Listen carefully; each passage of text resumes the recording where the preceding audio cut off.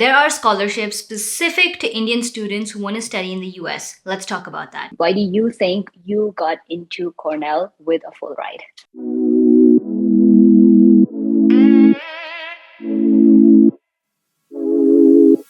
There are so many scholarships available in the US for international students, and I've made so many videos, an entire playlist actually, if you didn't know, dedicated to this.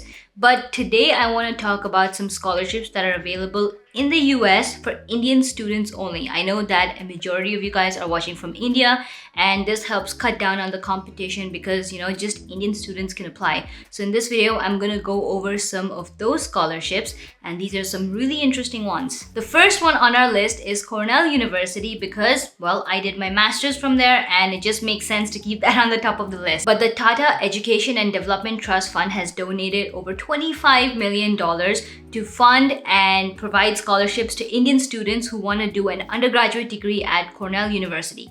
That's it. That's all the requirement is. There's no special application that you need to fill out. You just have to submit the Cornell University college application as well as your CSS profile. Now, every year, this scholarship is given to 20 students to fund all 4 years of their undergraduate degree. No matter what field you're studying in, all you have to do is get accepted into Cornell and show financial need, and that's basically about it. So let's hear it from Anmol, who actually got this Tata Scholarship and did a computer science undergraduate degree at Cornell University. Yeah, so I studied computer science at Cornell. I was there from 2016 to 2020. Before that, I was doing my high school in Patna, which is a city in Bihar. I did my high school over there, and then I applied to colleges abroad. I got into Cornell, and I selected Cornell because it gave me a good financial package and it was a good offer. I went there to do my computer science bachelor's. I did not know already, obviously, that I wanted to do computer science, but I think computer science was something I was interested in. And I took a few classes. I figured out that it is something I'd be interested in doing for the rest of 3 years. And so by 2020, I had a degree. Then I applied to PhD programs, and now I'm currently a PhD student doing computer science again in Chicago. Wouldn't that have kind of hurted your application that you didn't know what you were coming in for? What are your thoughts about that? Yeah, so very good question. American colleges, or I guess a lot of foreign colleges, do not require you to specify what major you want to do. They're interested in understanding what you did in high school, and they're also interested in understanding how you did what you did in high school. So I did a lot of science projects. Actually, I was interested in environmental engineering before coming to Cornell because I did a lot of work on waste management and generating electricity from those kinds of things. I participated in a lot of regional science competitions in school. And so that was where my interest was. Computer science, I took a lot of classes in computer science, and it's like my father has a computer in his home office, and I would just get the opportunity to play with it or do random stuff with it, do some coding on it. And I really liked that. So that was something I got to write in my application.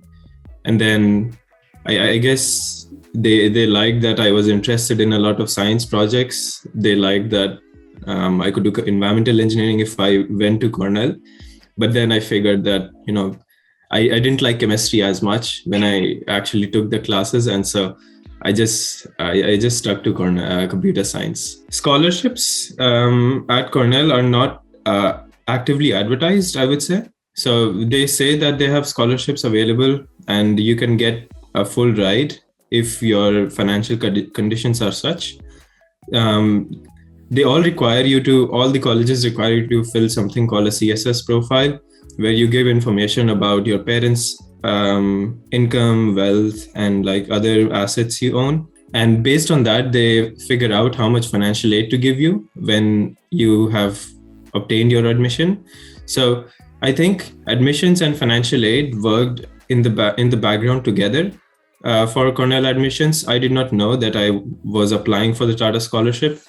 And when they gave me an admissions offer, they also said that this is the financial aid that we are going to give you. And it turns out that it turned out that they were giving me a full ride. And they just called it the Tata Scholarship because that's where they were siphoning off the money from. Siphoning off Understood. sounds wrong, but they were taking the money from the Tata fund and giving it to me.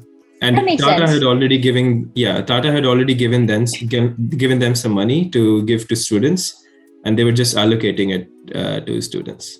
Understood. I think in a way that kind of like relieves some of the pressure off of the students. Yeah. So you're not burdened to like have that in the back of your mind that this is the scholarship I want to apply for, and Mhm. this is how I should make myself look. Mhm.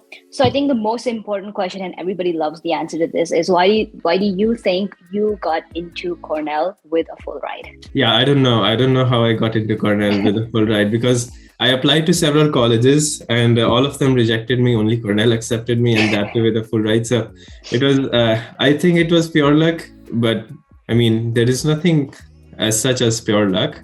I obviously was a good student in high school. I did well in my classes. I liked working with my teachers. So that is something that is also important. I think many students in high school don't realize it, that your teachers are important because they write your letters of recommendation, right? And that is something colleges look at very carefully. What is also important is your extracurricular activities. So participating in projects, competing in them, having a variety of interests. So, I mean, you can participate in just one kind of field. So you could do chemistry projects, for example. But I think it's important to understand that you explore a lot of things in college, in high school, and do that throughout high school, so that you have something, you can show that you were interested in something throughout every year of your high school. And I think that is pretty much it. And do you think those grades and just numeric scores, whether it's the SAT, if you gave that, the TOEFL scores, did they have any role in, kind of pushing your application forward? Right, good question. So, American colleges have a deadline that is before the scores you get for your class 12 boards. So you apply and you get the admissions result before you have actually given your 12th boards. So they did not have access to my 12th board results. What they did have access to was all the scores before I had applied to them. So that was class 12th, the first semester, and everything before that. I think I was a very, very good student. In terms of grades, I got above 90% in all of the courses I took. And that was pretty much throughout my school. So 9th, 10th, 11th, 12th, and before that as well. And so grades wise, I was very consistent. I think what was more important than that was being in a very good relation with teachers, because teachers could vouch for the good scores that I was getting, and say in their letters that, okay, this was a good student, not only because he got good scores, but also because he was responsive in class and he had a collaborative nature. Like those kinds of things. I think my teachers afterwards, like after I got the admission, said that, they hinted at these things in my letters.